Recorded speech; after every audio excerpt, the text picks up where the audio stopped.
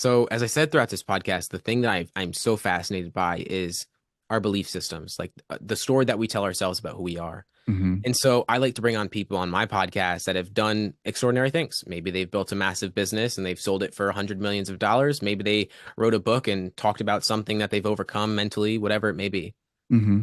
My intention is to bring on people, share their stories from where they were to where they are now to help other people kind of see that they had to let go of a lot of things. But the last question I ask every guest is, what belief are you currently unlearning? So I try to bring humility to people that are at the highest level of their life, maybe, let's say, and people look at them as though they have everything figured out. And I ask a question like that, and people often get taken aback by the fact that this person is still going through something and still overcoming something. And so I hope to help other people unlearn the beliefs that hold them back by sharing stories of how other people have done it themselves. Let's do it. Hey, welcome back to Grief to Growth. My name is Brian Smith. I am your host.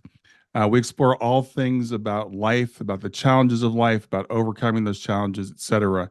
Today, I've got with me James Brackin, and James is a young man. He's a very inspiring young man. He's a coach. He's helping entrepreneurs get their way and get to the root of their self sabotage. He also hosts the podcast, the You Can Too podcast, and he shares inspiring stories that help you expand your mind and to focus on what's possible. So, with that, I'm just going to do a really brief introduction to James and welcome him to Grief to Growth. Brian, thank you so much for having me on the show. I'm excited to chat today. I know it's going to be an amazing conversation. Yeah, it's great to have you here. First of all, I know you're a very young man, so and you got started very early. What do you think has driven you to have to achieve the success you have at the age that you are? Mortality, at the forefront for sure. Ah, To give okay. a little background, so my father and uncle both passed away at 37 years old. So that age is like ingrained in my mind. When I hit 38, it's going to be great. Oh, wow. And my grandfather passed away a few months before his retirement. And so seeing someone pass away, that's when it really hit me because my father and uncle passed when I was a little bit younger. My Hmm. grandfather passing a few months before his retirement was it's kind of like awakening or internalization of the fact that we all know we're going to die, but none of us really truly live like it. We live day to day, we coast through our life, and we don't really pursue anything most of the time meaningful. We do the 9 to 5, whatever the path is. And so for me, it was realizing that I didn't want to live a life that I wasn't excited to wake up to every day. I got to tell you, I was not expecting an answer. You don't expect young people to think about mortality, and I know someone passing, and I'm sorry for the losses that you've had because I know that's got to be really hard. But to even internalize it, even at your age, I think is a very special thing. Yeah, I mean, COVID happened and I kind of had to sit with Yeah. myself. And, it was COVID happened right around the time I was in high school. So it was like, this is my next chapter of life. I don't really know what's going to come from it. To add on to it as well, when I was born, I had 5 blood transfusions. So I was what my family would say is white as paper. I almost died because I had no blood in my body. So mortality's just been top of mind ever since I really came into this world. Yeah. Well, we talk about mortality a lot on the show. I focus on, well, actually, mortality and immortality because I believe that we are eternal beings, but Mhm. mortal within this physical body. And some people turn away from that thing of mortality because it scares them, it paralyzes them. But you've actually used it to do the opposite. Yeah, I think anything in life can be used for you or against you. I mean, when I grew up, I grew up as a victim. I lost a lot of family. I didn't grow up in the best financial position, I guess you would say, and so I felt life was happening to me. Mm. And in the midst of COVID happening, you have to be with yourself a lot. It was kind of this turning point in my life where instead of asking why is this happening to me, like just felt like life was just throwing thing after thing on top of me. I had a lot of injuries throughout my life, so that was a lot of thing that kind of pushed me back. And there was a day when I asked, "How is this happening for me?" when I started to look for reasoning. I mean, I like to use the example of our brain's kind of like ChatGPT. If we give it a prompt, we're gonna get an answer. But Mm. we're unconsciously giving ourselves the wrong prompts day after day, and so we get the wrong answers in life. And so I just started asking better questions, and my life really changed in the process. Wow, that's amazing. I'm sitting here thinking I'm 63, so we're like at the opposite end of the spectrum of life. But these are some of the realizations I try to get my clients to understand, and I'm trying to understand myself. The idea that life is happening for me, or I can turn this into something happening for me, and to have internalized that at the age that you are, and to use that to motivate you forward. I'm so impressed. I appreciate it. I mean, I'm speaking with a lot of amazing humans in my podcast that are in their late 70s, 80s, because I've always been inspired by just wisdom in itself, and I want to take as much as I can from people that are much further along the path as me. So I'm just taking it and implementing it, which is the most difficult part. Yeah, well, it's interesting as we're having this conversation because I've been talking to people about where mankind is evolving to, and then some people Mm, say we're on the edge of a kind of a breakthrough.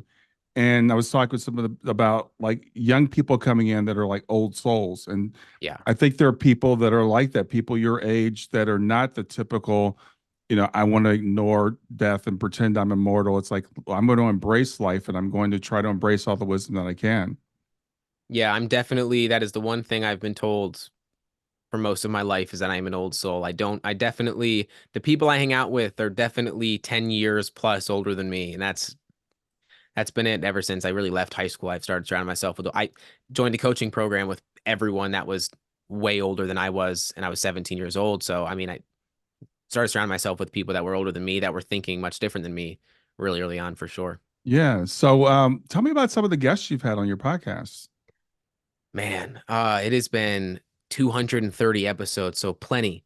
Mm, Gay Hendricks was one that you made me think of. Bruce Lipton, those are a few that just are top of mind.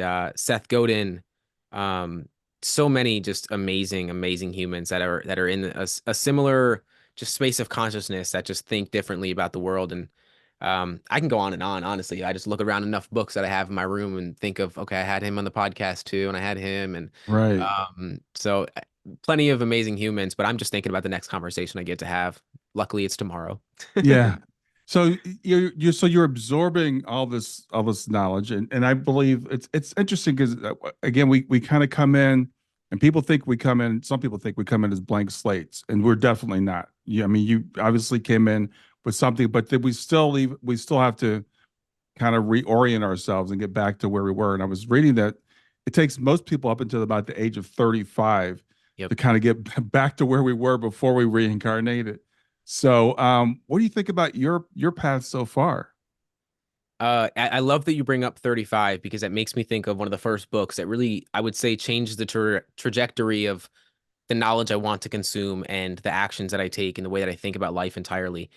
Breaking the Habit of Being Yourself by Joe Dispenza really Mm, broke down that neuroscience on how we're wired to be a certain way. hmm And so for me, it was I grew up a victim of my circumstances, a victim of myself, a victim of the world. And COVID happened, and it was this realization of I am not the story that I tell myself about who I am. And I think that's the one thing that I get so excited to speak about the most because so many people are going through life completely unaware of the stories that they're telling themselves about who they are, where they fit in the world, what they're capable of, what they're supposed to be creating in the world, what their purpose is, everything in between. And so that was really the thing that just excited me to start the podcast, start coaching with people, and really get into this space and hopefully help people in a way that I was helped throughout my journey. Yeah, yeah. Well, again, I know a lot of my wife and I were just talking about this the other day. There's a lot of young people that are just kind of like the world's just not as good as it was for my parents, and we keep hearing the Yes. things like this is the first generation where the lifestyles not might not be as good as ours, or life expectancy may not be as long as ours, and that's bringing some sense of despair, I think, to some people. How do you feel about that? I think it's at the end of the day, the you can control what you can control kind of perspective is one to take on. But Hmm I think if you're not in service of the world of other people, it's kind of like it doesn't matter how long you live if you're not feeling like it's the difference between getting to the end of your day with a full day, a lot of work, a lot of things that you did, and getting hmm to the end of the day with a fulfillment with a lot of the things that you did, but things that actually filled your cup up and made you feel like there was some reason for you being here. That's one thing I've realized of working one-on-one with clients because I haven't stepped into group coaching or anything like that, hmm but I've done one-on-one coaching, and in the experience that I can see from the start of the call to the end of the call and just the awakening that someone can have, just breaking them out of their story and then they go do it to someone else. That's all I really care about. Like if I'm impacting one person and that trickles down into another person, I think when you have impact and you're in service, all of the other problems that are going on in the world, they don't disappear, but they definitely seem less significant, I would say. Yeah, yeah, I would say so. So, have you had any issues with your age? and people come to you for life coaching advice. I'll be really frank with you. I've said to people, I would never go to a 25-year-old life coach because I don't have any experience, you know. But you've impressed me already just in the few minutes we've known each other. So have you had any pushback? People saying, "Yeah, you're too young to be coaching me." Yeah, I mean, none of the clients I've worked with, but Right. um, people that I found when I first got started in coaching, I definitely had that limiting belief of like, I'm too young to work with people. To Mm, give context, I was a 17-year-old quote unquote life coach. I knew it was bonkers. Like, it didn't make any sense. But I knew that there was no other path in the world that felt fulfilling and felt like the path I was supposed to be going down. wow. And so if I felt like I'm supposed to be here, the only reason I would feel imposter syndrome is because I'm doing something that I've never done before. I mean, that's everyone feels imposter syndrome when they step into a new career or whatever it may be. When I had Seth Godin on my podcast, he said he was a quote unquote imposter because he never spoke with me before. So like anytime you experience something new, you're going to feel like an imposter because you've never been there before. You don't have the evidence to reinforce why you should be there. And so for me, that was it. I knew that I didn't have any evidence. So I just had to go create the evidence. Luckily, one of the first clients I worked with was a 43-year-old woman. I was 18. Didn't make any sense to me. This person already achieved massive success, had an ATM business, like had all the success in the world, but she Hmm. still had so much trauma and beliefs about herself that didn't serve her from when she was 17 years old. And so I may not be the age that people expect me to be, but I can also bring a perspective that most people can't bring. Yeah, and let's talk about imposter syndrome because some people may not know what it is we're talking about. So let's first of all define it for people.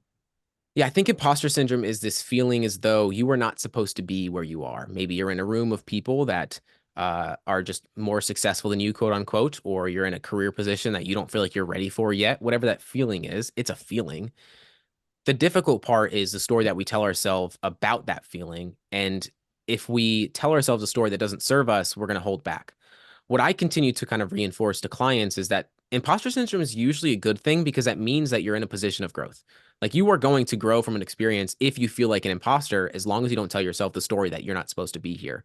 Usually, when I feel like an imposter, I kind of reinforce this is the life that I want to be creating for myself.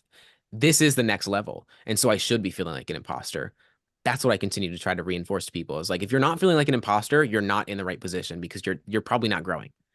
Yeah, I think that's a really good perspective. And I think another thing that people don't realize is I think everybody, or at least thoughtful people, experience imposter syndrome. And we feel like I'm the only one feeling this way. I'm the only one that feels like they shouldn't be here. Yeah. It's same thing with the spotlight effect. Like anyone that thinks, "Oh, everyone's looking at me, everyone's thinking about me." When I first got started posting on social media, it was the same day that I invested into a coaching program. So I invested more money than I had in my bank account. I knew I had to make it work, otherwise I'm going to go in debt because I just paid for something I can't afford. And so I had to start posting online, and that was terrifying for me. And I thought everyone Mhm. was thinking of me, and I realized the first post I made no one cared. And the second day, no one cared. And so it's just really recognizing how insignificant you are in the grand scheme of things and how truly significant you are in the grand scheme of things. Like you're very significant and insignificant. And holding that paradox is one that's very difficult for a lot of people. Yeah, that's a great point that you just made about that thing that we consider ourselves to be so big when it comes to our failures, Yes. but we don't give ourselves the same credit when it comes to our successes. We don't understand that we are very significant in the role that we play, but again, not everybody's looking at us and looking for everything that we're doing wrong. Yeah, I think that's when mortality comes back into play too. Is like when you get to the end of your life, and this is what really propels me into doing things that I'm terrified of doing. I will regret not doing the thing rather than doing the thing and failing at it. So like the certainty that I did something and I failed at it will give me a lot more peace of mind than not doing the thing at all and sitting and thinking, what if? Like I want to get to the end of my life thinking I'm glad I did rather than what if I did. That terrifies me of thinking all the things that I could have done. And so that's what gets me into action.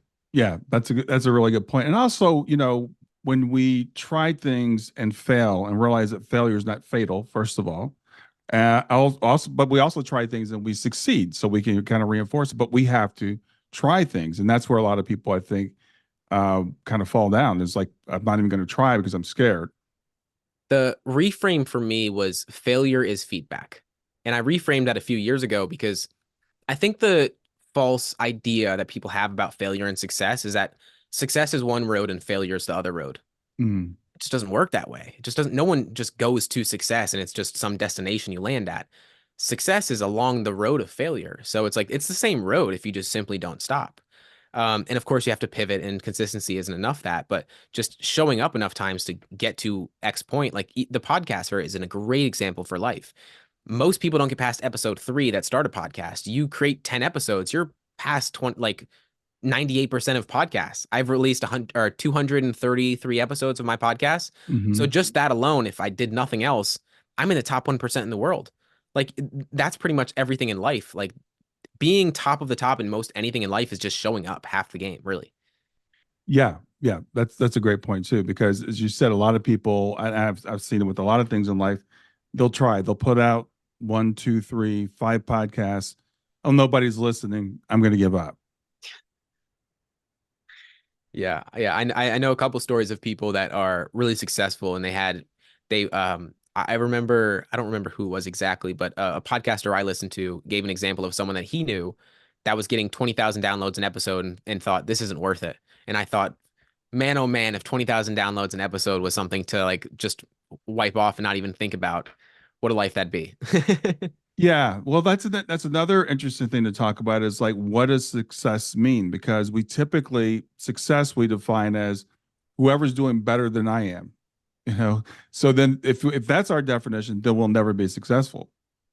My definition of success, and it will definitely change as I grow, is my standards. The example I like to use is if I'm doing what I said I would do, I am successful. Hmm. Because most of the time, like you said, a lot of the time our success is determined by an external metric. So if the views are going up, if the money's going up, I am successful. But I don't define that as success because some of the most successful people in the world, the richest people in the world, don't feel good about themselves when they're by themselves. They don't feel good about themselves when they're with their family. They don't spend time with their family. I don't define that as successful. So if I'm doing what I said I would do, I feel pretty good about myself because I'm keeping my reputation with myself. Hmm. That's what sits good for me. And at this moment, it will definitely change as I grow, but that's what resonates with me. Yes, success is an internal thing, and what you just said, I think, was again really smart because we can all think of examples of people that we've considered to be extremely successful, and they're very unhappy sometimes to the point of even taking their own lives. Yep. And we'll say, well, if I had that, then I wouldn't do that. But it shows how that if we externalize that success and pin it to a number or compare it to somebody else, then it's a target that we can never hit.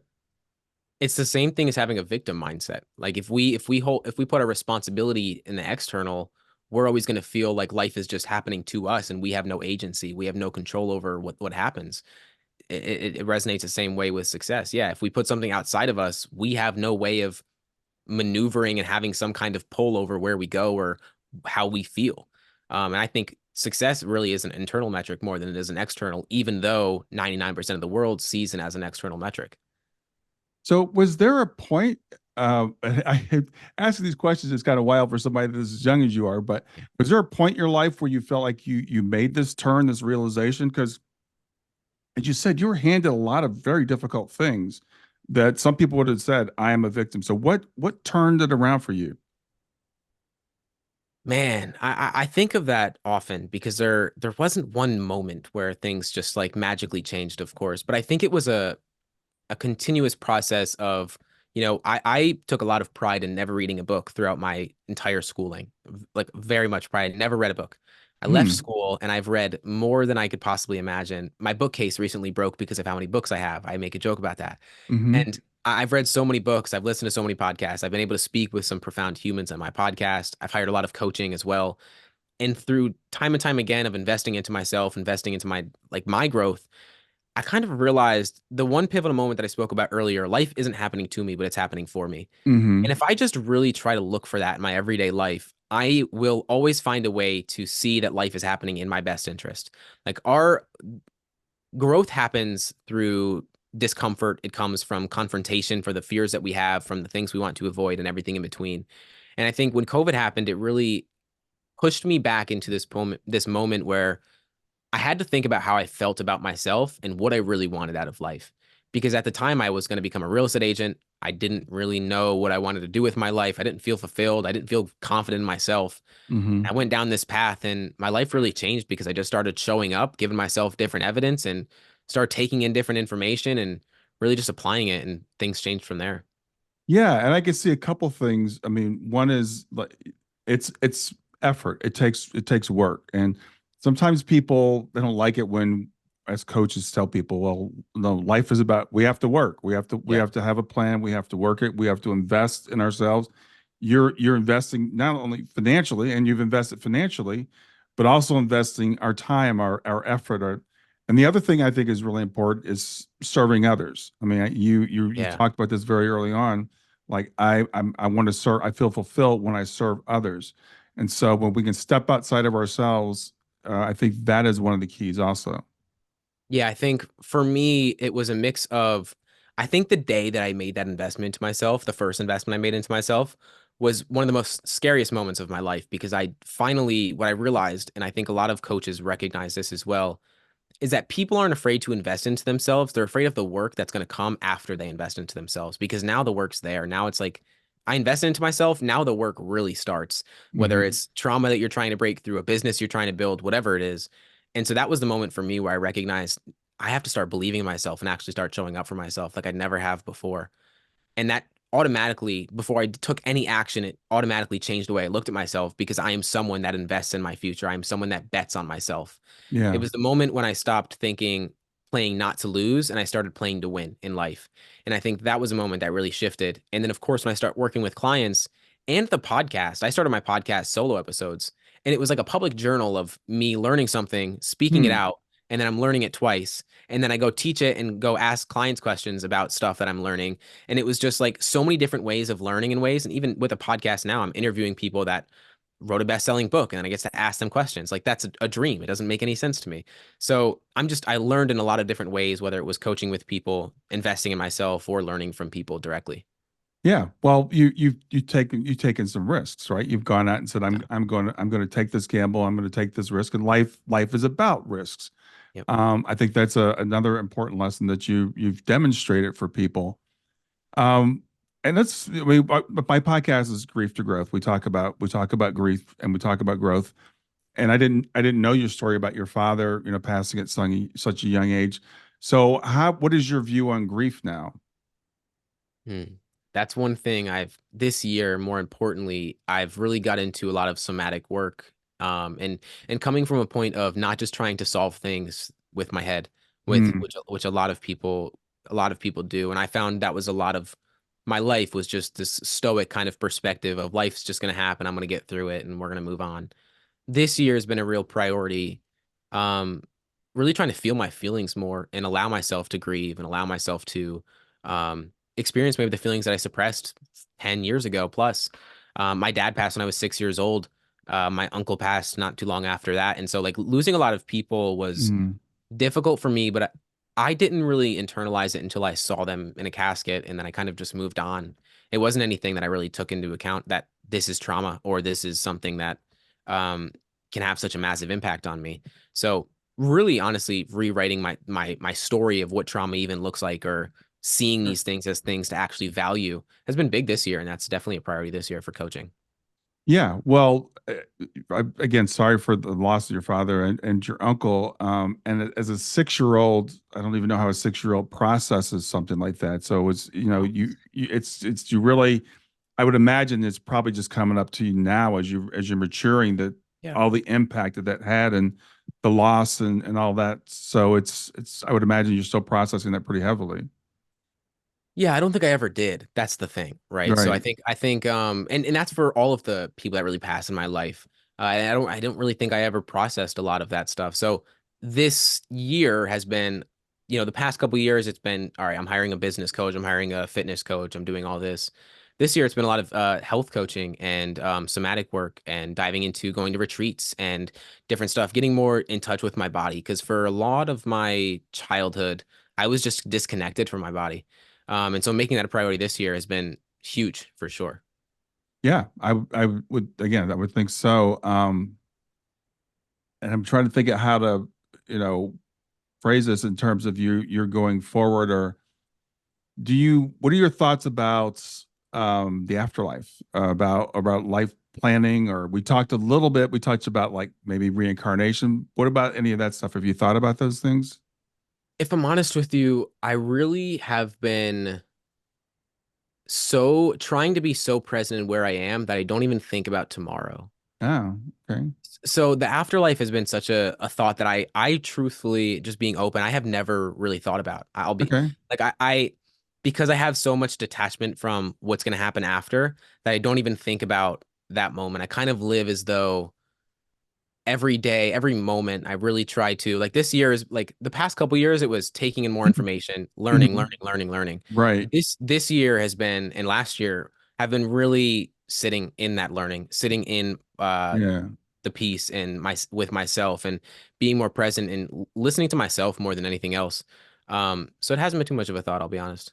Yeah, that's fair. That's fair. So when you talked about the mortality earlier, you see the mortality as kind of like a deadline. I've got to beat this deadline. I've got to get this much done because I don't know how long I'm going to be here. Is that fair?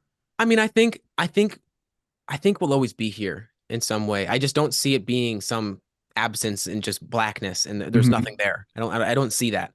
Um, I don't know what it looks like next, but I Yeah. know that it isn't nothing. There's no nothingness. This world, whatever God is to people, whatever this world is, it doesn't end. And I don't I maybe our being, like our body ends, but our being I don't think ever leaves. And I think that that's felt in this Yeah. world.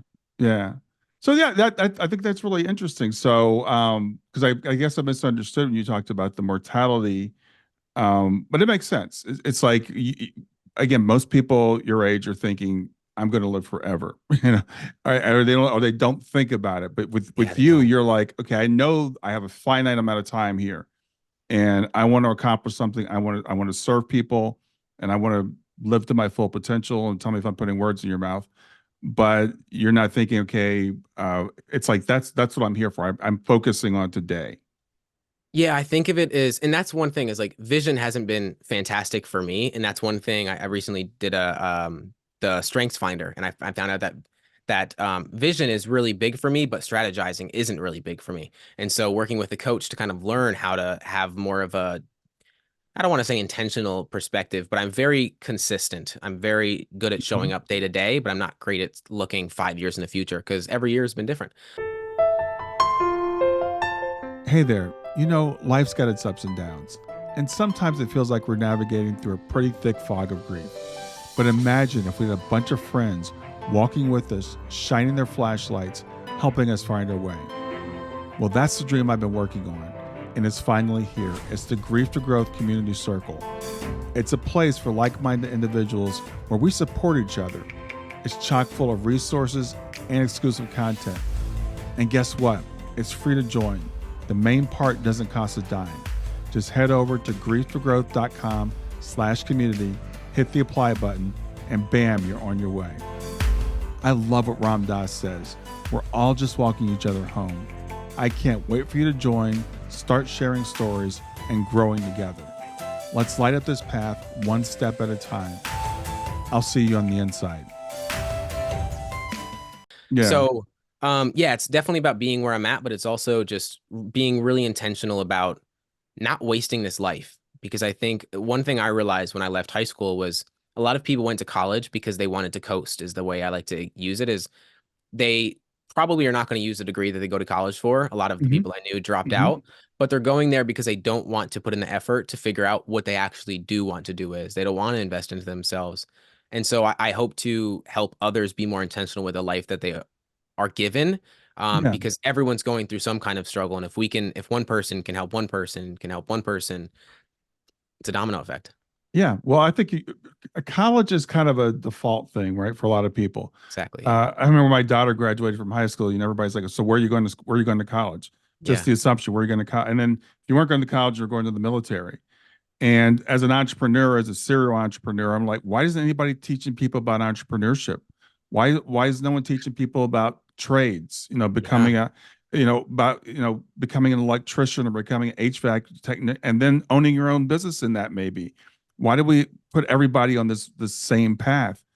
And while I think long-term planning is good, the other lesson in life is we never know what the future is going to hold. People would say to me, like, where do you plan to be in 10 years? I have no freaking idea where I'm going to be in 10 years. Yeah, I think the one thing that I learned from jumping into coaching such a young age was the best way to learn is to take on more than you can handle and to figure it out. Like I think that if a lot of us are just trying to like again playing not to lose rather than playing to win, going to the job and making that the thing. And I'm right with you. Like I knew that going to college to get a 9 to 5 job, that no matter what I do, I'm going to make X amount per hour, never made sense to me because my grandfather passed a few months before his retirement. So like what am I doing this for? Mm. And so I never seen that as even a path. That was never something that made sense to me. So I'm right with you on that. And I think whether it's a trade or something where you can develop a high value skill, you're never going to have to worry about money. You're never going to have to worry about what am I going to do for a living because you can always provide value to someone. And I don't think we're not taught that, but we're not taught 99% of the things that me and you learn and talk and speak to people about. So Yeah, that is so important. I mean, our education system, teaches us how to be cogs in the machine, basically. yeah, It doesn't teach us how to think. It doesn't teach us emotional intelligence. It doesn't teach us, as you said, those things about like how do I create value? And I yeah, tell young people now, it's like if you want a job that's not going to be outsourced, it's learning a skill that no one else can do, or again, like doing a trade, for example. Like if you become I've had HVAC technicians at my house yeah. recently. I'm like, these guys make good money. They've got a lot of skills, and that's never going to be outsourced. But we don't value that. We don't tell people you can do stuff like that. No, when I found out the value of even and I go back to this because I'm so fascinated by the story that we tell ourselves about who we are and this Hmm. idea of who we think we are, where we fit in the world. I've always been fascinated by that because we go through high school and everyone's projecting onto one another. There's so much bullying in the world and there's so much hatred and so much going on that especially when we're a child, we don't even know what's going on in our brain. We're just projecting our insecurities onto other people and we just take them as stories of who we are. And when I left school and I started reading books and learning more about myself and how I fit in the world and consciousness and everything in between, I was just fascinated that I was never taught any of this. Like none of it. Taxes, like anything that actually matters in the world, I felt I wasn't Yeah, taught in school. And yeah. it blows me away to this day. So how do you get along with your peers? I would imagine that you stand out quite a bit among people. And I guess I can ask you, how old are you? How old are you?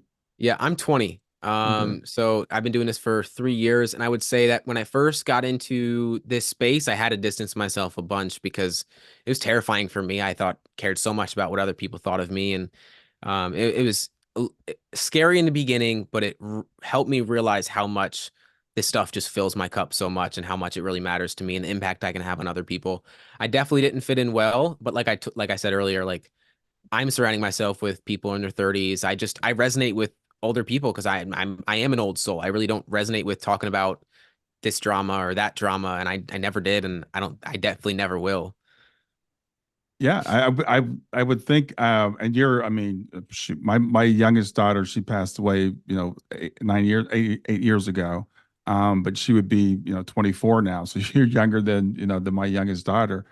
But again, it's not a matter of I've been having debates with people recently about being old, and I'm like, I'm old because I'm biologically, chronologically, I am old. But there is this concept of an old soul, I think, or people that come in with it's a different point of view, and people that can help spark, the rest of us. But I wonder how much do you get pushback from people your age, like, why are you so serious, or any of that kind of stuff? I think a lot of the people that are my age usually aren't as introspective as me.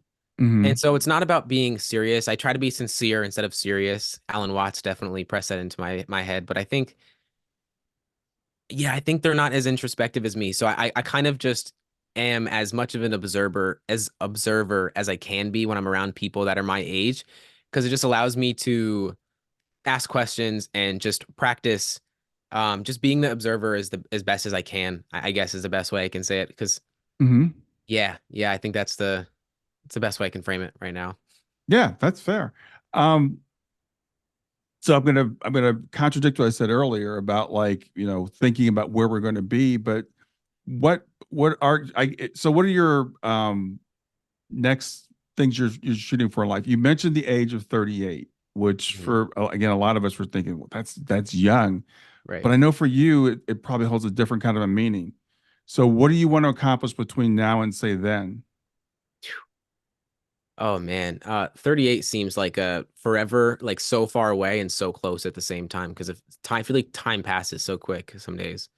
Um, what do I want to accomplish by the time I'm 38? Hope I have a family. That would be pretty cool. And hopefully I get to look back on this and think that I have one. But my career has been the one thing that's just been such a priority to me. And I Mm-hmm. think when I look at people like Derek Sivers and Tim Ferriss and people like that, like I had Derek Sivers on my podcast and a lot of other people that are just so focused on their career and building that they forget to build relationships. I just hope that my relationships are at the forefront because for most of my life, it's been my career and getting to this point that now I'm introspective about the fact that I want to have great relationships. And that really is all that matters. So I hope that that's at the forefront. And then hopefully I Yeah. get to impact millions of people through the podcast and through coaching. And hopefully that turns into retreats or I don't know what that looks like, but I hope I'm still doing the same, having the same impact. That's for sure. Yeah. Yeah. I'm actually sure you will. Yeah, because you have that intention, because you've got that drive, because you're investing in yourself. I'm sure that you'll continue to have an impact.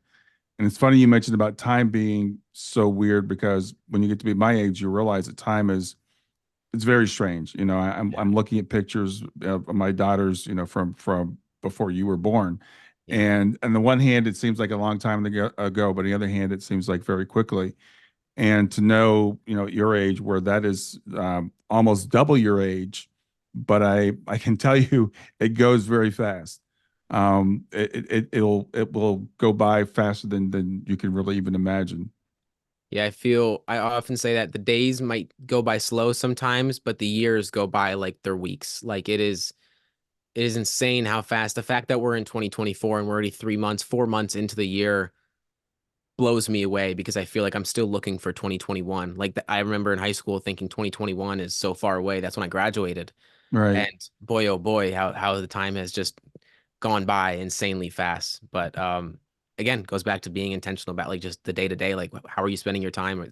Are you fulfilled by what you do, and are you making an impact? I think that's what really matters. Yeah.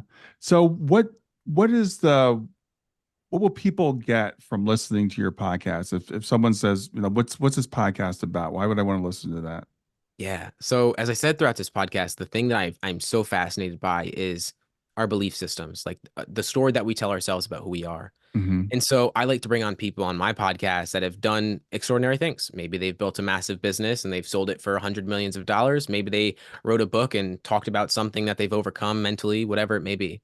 Hmm. My intention is to bring on people, share their stories from where they were to where they are now to help other people kind of see that they had to let go of a lot of things. But the last question I ask every guest is, what belief are you currently unlearning? So I try to bring humility to people that are at the highest level of their life, maybe, let's say, and people look at them as though they have everything figured out. And I ask a question like that, and people often get taken aback by the fact that this person is still going through something and still overcoming something. And so I hope to help other people unlearn the beliefs that hold them back by sharing stories of how other people have done it themselves. Yeah. Yeah. I think that's a good point. So what what kind of beliefs do hold us back? I think the belief there's three fears that I find most people struggle with, and these may not be beliefs, but I'll bring it back into how this makes sense. Okay. The fear of success, fear of failure, and fear of judgment are the three fears that I find most people struggle with in some capacity. Hmm. The thing that I find most people misunderstand about these fears is that the fears itself is not what we're fearful of, but it's the associations that we make about those fears. So, failure, for example, no one's really afraid of failure. Failure happens to every single one of us, but it's a story that we tell ourselves about that failure, what that means about us, what that means about our future. It might derail me from getting me to where I want to go. It's not the failure itself, but it's how I feel about the failure, what I think the failure means about me. And the same thing goes for success. A lot of people are afraid of success because maybe they understand that it's going to require a lot more work and they don't want to step into that next level of life.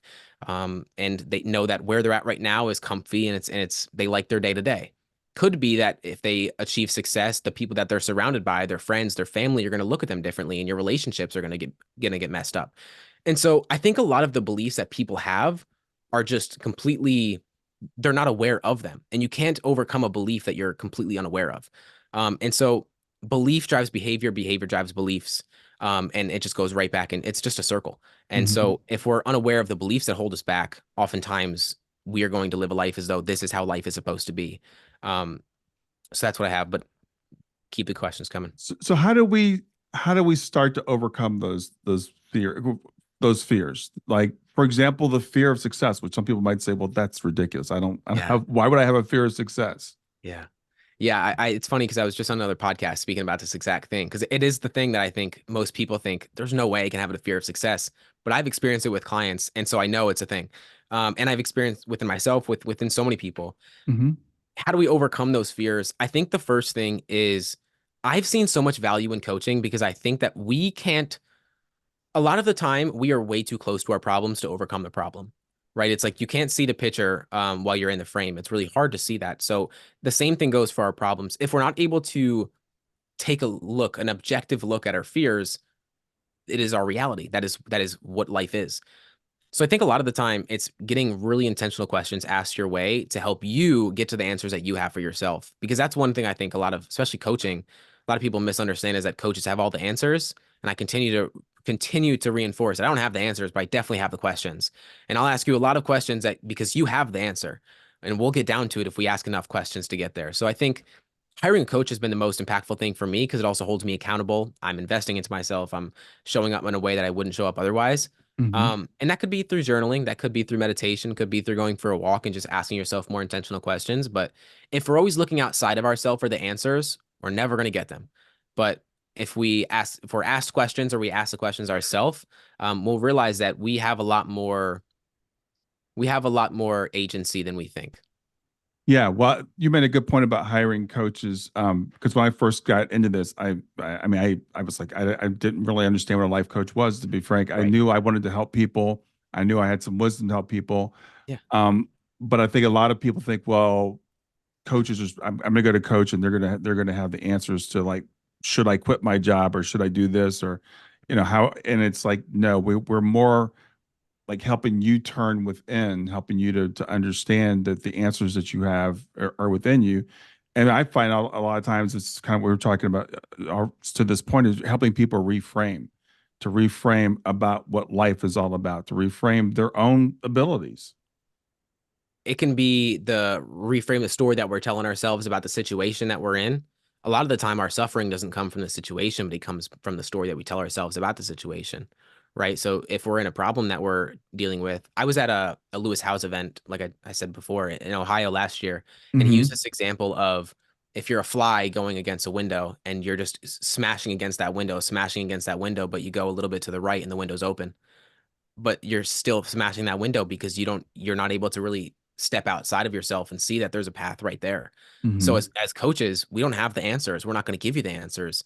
We may give you a little bit of direction and help you move towards the answer that you have, but you have the answer. And going back to what you said earlier about imposter syndrome, I think that's one of the biggest reasons that coaches struggle in the beginning with imposter syndrome is because they feel they have to have all the answers to work with the client when you don't. And Right. I've realized that, and I'm very grateful I accepted that. Yeah, I think I know that's true for myself. When I first started doing this, and I was like, people are going to be looking to me for answers. Yeah. And after you do it for a while, you realize the answers are within the client, and you're just helping them bring it out. I think we do serve a valuable thing, but it's as a sounding board. And I tell people I'm a cheerleader as much as I am a coach Yeah. because I find so many people are so down on themselves. They do have these limiting beliefs about themselves and limiting beliefs about life. And your story, your life is a great example of we could take it. You could say, I'm a victim, I haven't been given anything. I lost my father at a very early age, and you could wallow in that and say, and that could be your excuse to not do anything. Or you could do the opposite, which is what you've done. Yeah, it's the story of the alcoholic father that had two sons. One son ended up becoming an amazing businessman, and the other son ended up using the his father as an example for why he didn't go anywhere in life. It's like responsibility is one of the things that is one of the most terrifying things to do, but one of the most invigorating things that you can do in your life. And if you're able to take responsibility for all the failures and all the successes, then life's completely up to you. And life doesn't have a pull and push you over all the time because at the end of the day, it may not be your fault, but it definitely is your responsibility. Yes. And I like what you said there. And I want you to expand that a little bit if you could, because people sometimes hear responsibility and they'll say, well, you're saying it's my fault. or you're saying I'm to blame for where I am, but tell people what it means to take responsibility. Yeah, I mean, I think of schooling, right? I think of schooling. I think of the trauma and baggage that we got taken from our parents. I spoke with an intergenerational trauma expert on my podcast a few months ago, and she was talking about how 7 to 14, um, like our parents and our grandparents and like there's so many places that our trauma comes from that Mhm. we had no role in. We had no play. We had no way of overcoming it. It's in us regardless. So it may not be our fault that we're dealing with X problem, but it's still our responsibility to address it and overcome it and face it and everything else in life. It wasn't my fault that I lost a lot, every man in my life growing up, but it's my responsibility to go figure out more ways to get in touch with my body and to Right. get more in touch with myself and my feelings and not be so stoic because I felt like I needed to be safe when I was younger. Same thing and everything else in life. It may not be your fault, but it is definitely your responsibility. And that's something I've been repeating and repeating year after year. And it's definitely served me and my clients well as well. Yeah, and just as you were saying that, and I've heard this many times before, but it just occurred to me, it's in the word response. It's how we respond to things. It's not that we created the circumstance, but we can choose how we respond to those things, and we do choose how we respond to those things. And it sometimes feels harsh to people when I tell people it's your choice. When it comes to dealing with your grief, it's like you can choose to find a story in it. You can choose to use it to motivate you. You can choose to believe that there's a purpose to it. Those are choices. They're not something that's thrust upon you. Or you can choose to believe that the universe is a cold hard place that doesn't care about you. That is actually a choice. I think the idea that you can decide is one of the most powerful things in the world because not not deciding is a decision in itself, right? So when people think Right. that it's like, okay, I'm gonna let life happen to me, that doesn't. It's Derek Sivers. Do you know who that is by chance? I've heard the name. I'm not familiar with him though. The idea of hell yeah or no is a book that he wrote and plenty of other amazing books. Uh-huh. The reason I bring him up is I had a podcast with him probably last year now, and he talks about the idea of um, it doesn't have to be true as long as it's useful. I'll put that into perspective. So Hmm. it's useful, not true. So if you believe you're not a confident person, that might be true. You might not have any evidence to reinforce why you should believe you're a confident person. But if it's useful for you to believe that you're a confident person and you show up better for your relationships and you show up better at work and you show up better in different scenarios and it's useful for you, take on the belief. If you take on the belief, it will eventually become true. It doesn't Right. have to be true yet, but if it's useful for you, it doesn't have to be true because eventually it will be. And so the Yeah. same thing goes for deciding to take responsibility. It may not be true that it's your fault. It may not be true that whatever it is, but Hmm. taking responsibility for it is going to serve you, and not doing it isn't going to serve you. Yeah. Well, I think things have to be true and useful and to a certain extent. And like going back to the example of being a confident person, For sure. I may not feel like I'm a confident person, but I can choose to act like a confident person, and that Exactly. and that becomes true. And then eventually I become a confident person. And also the thing about like facts, it's how we look at them. And I was interviewing a guy, was his mother had passed away, and he was saying that okay, the feeling the story he was telling himself was, I didn't spend enough time with her. I could have been a better son. I should have been there more. That's one story. The other story is I spent as much time with her as I could. Yeah. I did what I could do. I'm a human being. And the facts were true. He spent X number of hours with her. He lived out of town. The facts didn't change. But the story we tell ourselves, both of those stories are true. And we can choose which one we want to internalize. So when it comes to, we talk about circumstances, when something happens to us, we can choose how we look at it. We don't get to change the objective facts, but we get to change our perspective. Absolutely. And that's why I'm so excited about like the stories that we tell. Because Right. at the end of the day, it's like whether it's a circumstance or it's ourself or it's life in itself, everything comes down to your specific preconceived perception of what it is. Because yeah, I mean, two people can go and see the same movie and have two completely different experiences because they have a different perspective on it, right? So Right.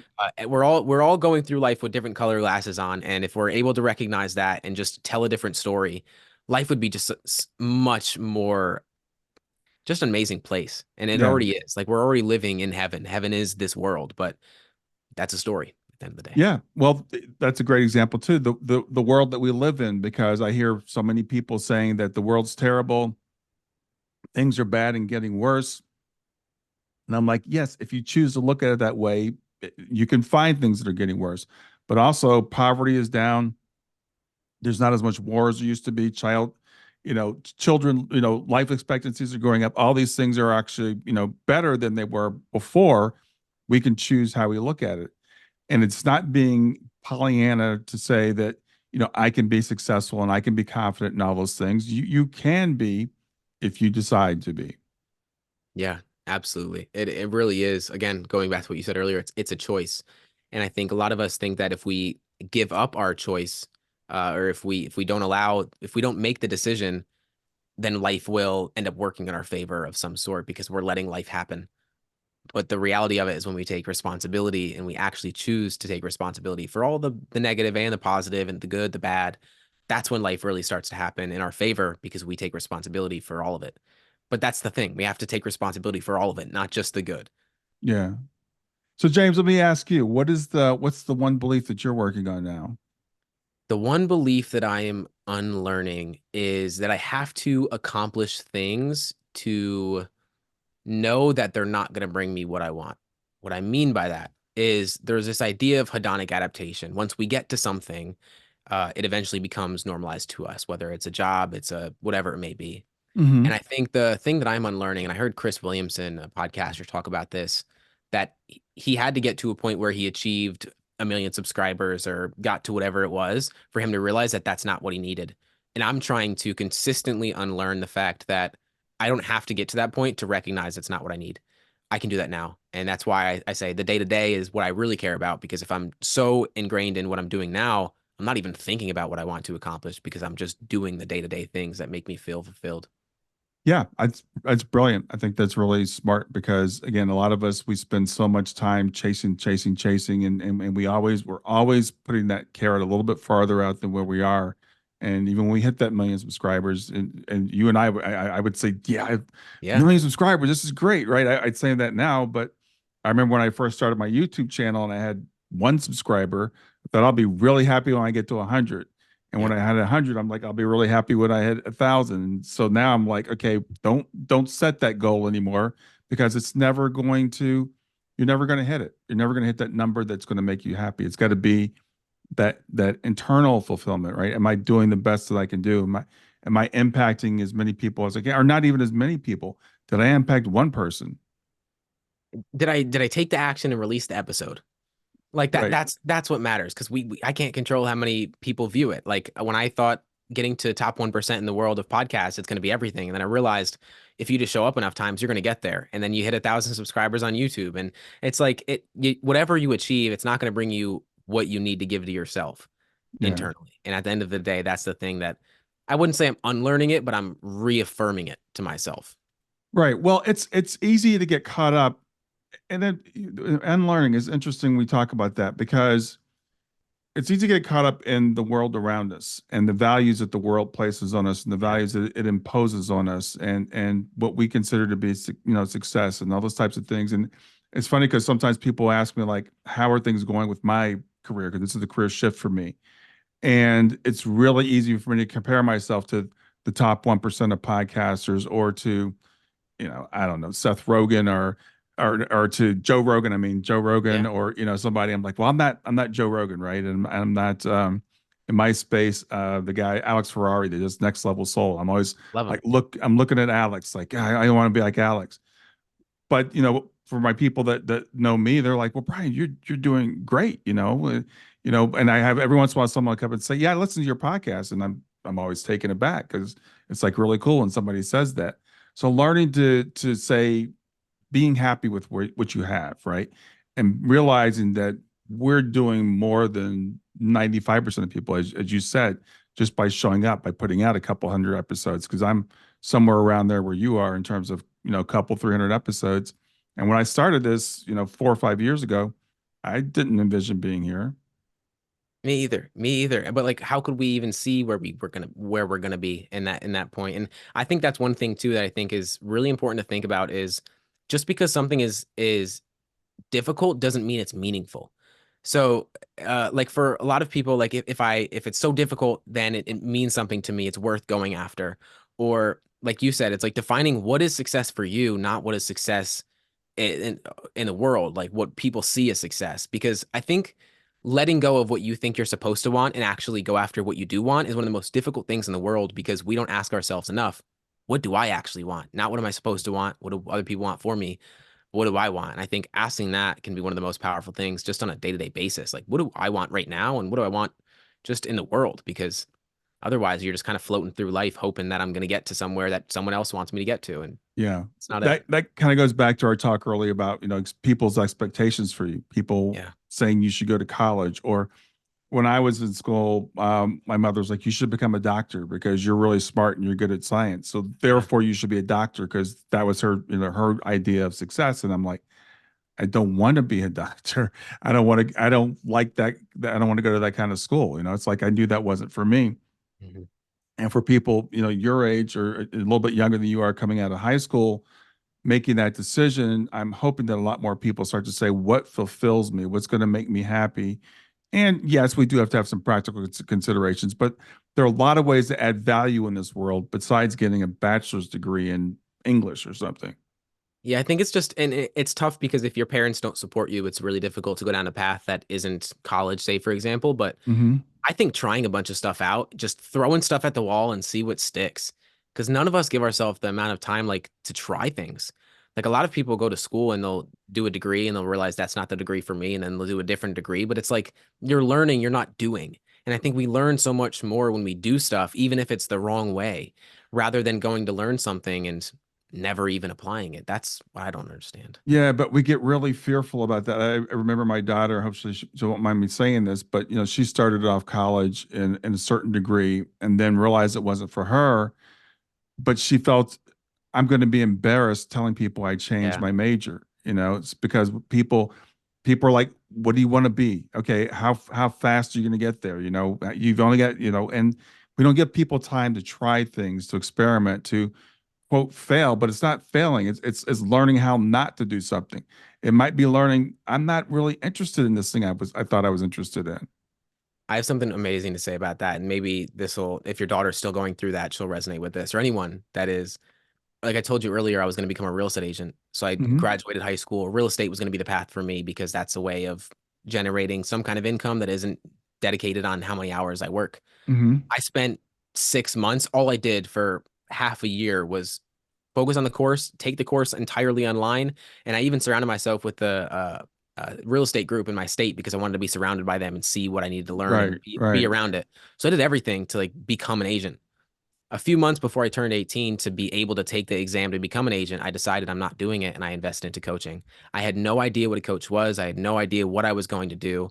I thought all of the time that I just spent on real estate was completely wasted. But like you said, it's like you're learning what you don't want. And if I didn't go through the 6 months of trying and seeing if I liked it, I wouldn't have realized that it wasn't the path for me. And I would always be thinking, what if? And Right. now going through that, recognizing it wasn't the path for me and stepping into coaching, it was like, okay, I had to go through it. But yeah, the sunken cost fallacy of if I do something and then I go all take all this time to learn it and go after it and then I don't apply it, then it's worth nothing. But you learn so much about yourself in that process. And I think we need to give more emphasis on that because I experienced it.